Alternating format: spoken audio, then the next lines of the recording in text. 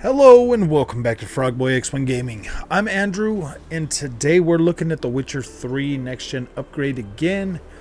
We're looking at the PC version. This recording is of the PC version, but I also have the PlayStation 5 version uploaded as well right now on my OLED, so that I could do a comparison. I'll have a PlayStation 5 video coming out where I'm talking about the differences. Now, I also have the Xbox Series X version on the other input on the on my OLED right now. So there's something that I want to talk about that I noticed, because there is a difference. There is a difference between the next gen consoles, the PS5 and the Series X. And that basically falls down to the vibrancy of the Xbox colors. The Xbox colors always seem to be more vibrant than like the PlayStation 5 or the PC. So the PC and the PlayStation 5 are a little bit closer in terms of the color palette. Now the PC version right now, I am running this at max settings with the GeForce overlay, the performance overlay. Pressing Alt R to get that. Standing right where I'm at right now, I am at 50 frames per second. Right over here by this water. So full ray tracing, everything is on. I'm sitting about 48, 50 frames a second. So playable by any means. Like, that's definitely playable. The biggest difference, and I'm looking, on the PlayStation version, I'm looking at both of them right now. My review, this is my review for the visual upgrade. I'm gonna say it right now. I think the vibrancy of the colors on the Xbox version kind of hurt it a little bit, to be completely honest with you. Like, it looks a lot more vibrant on the Xbox, like the greens and stuff, whereas on the PC and the PlayStation 5, they kind of have that muted green tone, and it kind of looks more dark and gritty on PlayStation 5 and PC, whereas on the Xbox it kind of looks a little bit more colorful, a little more vibrant. Now you can change that a little bit, like just a little bit, by putting your TV on like the dark calibrated mode. At least for my TV anyways, it does help bring that color down more in line. But I normally, when I'm on my OLED, I'm using the vibrant colors. So and it's set on vibrant right now with the PlayStation 5, and it still looks dark and gritty. So that's like the one big thing that I've noticed between the versions. Like, everything else, texture work, texture detail, the metallic, in Geralt's suit right here, all of that pretty much looks the exact same across the board on everything. The only difference is the Series X with the vibrant colors. Now, that kind of does hurt it just a little bit, just because it makes it look a little bit more vibrant and colorful. So that definitely it doesn't look bad, but comparing it next to the other two versions, it does kind of look a little bit like whoa, man, I wish it looked like the other two type deal, because the other two just have that more gritty look to them. Now, this is outside Novigrad. We're just outside Novigrad, the big city. So what I'm going to do is I'm going to run around in Novigrad on the PC version and kind of just capture some footage, and while I'm talking and like kind of just looking at the frame rate, because Riva Tuner ain't working right now. As we enter the city, we are dropping down to 30 frames a second, but you can see just how many NPCs are in here. It's incredible. Like, I don't see this many on either of the next gen consoles, not anywhere near as much as them, and that was dropping down into 30s. But once you get away from the crowd, it starts to get up into about the 40s. I am head over heels for this visual update, and even as you can see, as I can see the frame rate counter over there on my on the thing, it is not hurting my performance or my it's not affecting my experience in a way that, because when I'm playing this game, I'm not going to have a freaking counter going on. And yes, if I'm playing this on PC, I am 100% rocking max settings just because it looks beautiful. This looks so freaking good. It's incredible. I love it, and I would not change it for the world. I would be running this with max settings.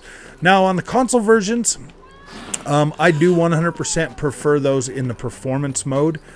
Because mainly I'd be playing those on my OLED, and unless I'm like, if I'm recording, then I can't really be running it in the 120 FPS mode and VRR, allowing me to use the low frame rate compensation. So I'm 100% using that on the PC version. PC version, I'm using max settings. On the consoles, I am running for performance. I'm preferring the performance. This update looks incredible. When I look out across the buildings and stuff, and I look at the draw distance, even on the consoles, man, that is very, very, very nice, because you're not seeing those weird looking buildings taking shape as you're walking towards them anymore. You're like, the immersion breaking stuff so far has been pretty minimal. When you get to like the bushes and how the wind blows them and how those look, that kind of still looks a little weird for the most part. But when it's calm right now and you see them just kind of bouncing around, not too much. But like when it starts getting a little more windy, yeah, they start to they kind of do break the immersion if you're really close to them. So that's one thing that I have noticed. I will say that 100% here in Novigrad has probably been the worst I've seen the performance in this. Everywhere else I've been, I'm anywhere from 40 to 80 frames a second. And that's pretty much just, you know, the standard that I feel like the 3080 is going to give you. I really do feel like the numbering of the card is the actual real life, like what you're going to get with max settings and stuff. 30 to 80 frames a second. And that that's never felt truer in anything. Like, that feels pretty much on par with what I feel like I'm getting right now. Anywhere from 30 to 80 frames a second. Like, I'm getting, like, I get out here away from the city and I'm already back up to 50 frames a second. And that, to me, for the most part, is playable. I don't spend a whole lot of time in Novigrad anyways. I usually am out there in the wilderness, and my gosh, man, this game just looks incredible. It looks incredible now. I have, after careful consideration and really sitting down and thinking about, you know, my favorite games, The Witcher 3, after this update, is 100% my favorite game of all time. I love this game. I love playing it. I love being in this world. I love the stories, the characters, the combat, everything about this game. I really love playing it. I don't understand why. When I first bought this game, here's the story. When I first bought this game, when it first launched, I was like, I wasn't really feeling it all that much. You know, I went through the game and I beat it, and I was just like, yeah, whatever. Well, it came out on Xbox One X. We got the 4K upgrade and all of that stuff. So I was like, yeah, you know what? I'm going to play it again. So I went back through and I played through the whole game again on Xbox just to see it, you know, and like did all the DLC and all of that stuff, because I didn't beat all that the first time I played it. So when I actually went through the game and I had noticed, you know, like things were different, like things were changing, like I was making different choices, and I was more of an experienced Witcher and not just, you know, like fresh and new to the series, because I'd never played 1 or 2. And so I was kind of new to it. I was fresh to the experience. I was like, wow, man, In my second playthrough, things were different. They were feeling better. I was making better decisions just because I knew what to do. I was making decisions more like I feel like, a Witcher would make. So it was interesting, and I really appreciated how that changed the dynamic of the game. And even on my third playthrough that I started on the PC prior to this patch coming out, I was like, wow, man, I was blown away. Like, I was doing the Baron story again, and I had always, in both of my playthroughs before, I had always, changed the baby into a Lubbocken. And this time I was like, wait a minute, it turned into this monster, and it was like coming at me. I was like, whoa, man. See, I did, and that's something I didn't know. And I have not 100% explored this whole game yet. So this now with this new update is now something that I will be going back through, and I will be going to every question mark. I will be really, really exploring this game and putting the time and the effort into like really getting even better than I already am at it, because this right here looks so incredible. So incredible. And I don't care about I'm at 66 frames a second right now. I don't care about the frame rate too much, as long as it's playable and I can keep these visual settings and it's playable and it doesn't drop down to like 20 frames a second and start stuttering to where I can feel it and not enjoy my experience. I don't care, man. I'm not going to play this game with a frame counter. That's like one of the things that I'm a little bit irritated about when it comes to like the PC crowd. I get a lot of comments and stuff about that, and I'm just like, come on, guys, man, are we here to play video games, or are we here to sit and watch a frame rate counter the whole time? This upgrade, to me, coming from console to PC, after beating this game on console twice and then coming to the PC, I'm blown away. Like, I'm literally blown away at just how incredible this looks. I'm literally blown away at how incredible this looks. I'm just turning the other version off so that I can just focus on this. We're starting to get the storm rolling in over here, and man, there's just so much more atmosphere, so much more going on in this game that I've never seen before. So it feels like a new experience for me. It feels like I can replay this game and feel like a new experience all over again. Like all the birds flying around us right now. I love the dialogue in this game. I love the way the characters interact with each other. I feel like I'm at home when I play this game. I don't ever feel like I'm in like a rush to like do anything or just get through it. Like, I can just sit here and have fun and explore and play the game and enjoy the atmosphere. That's what it's all about, man. That's what video gaming is all about.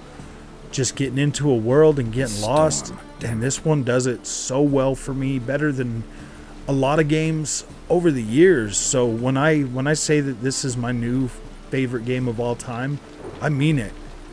Castlevania Symphony of the Night held that spot for a very, very long time. And sadly, after both Elden Ring and The Witcher 3 receiving this update, Castlevania Symphony of the Night is now in third. This one is my favorite game of all time, followed closely by Elden Ring. And Castlevania Symphony of the Night has made it to third spot.